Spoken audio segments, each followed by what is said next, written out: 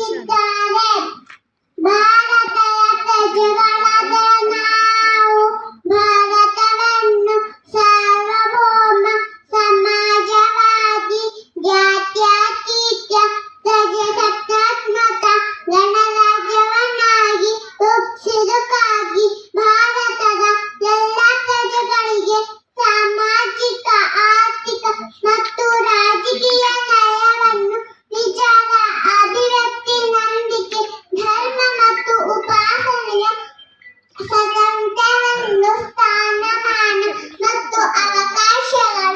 ಸಮಾನತೆಯನ್ನು ದೊರೆಯುವಂತೆ ಮಾಡುವುದಕ್ಕಾಗಿ ನೆಟ್ಟಿಗೊಳ್ಳುವ ದೇಶದ ಏಕತೆ ಮತ್ತು ಸಮಗ್ರತೆಗಾಗಿ ಎಲ್ಲರಲ್ಲಿ ಭ್ರಾತೃತ್ವ ಭಾವನೆಯನ್ನು ಮೂಡಿಸುತ್ತೆ ದೃಢ ಸಂಕಲ್ಪ ಮಾಡಿ ನಮ್ಮ ಸಂವಿಧಾನ ಸಭೆಯಲ್ಲಿ 1949ನೇ ಇಸ್ವಿಯ ನವೆಂಬರ್ ತಿಂಗಳ 26ನೇ ದಿನದಂದು ಈ ಸಂವಿಧಾನವನ್ನು ನಮಗೆ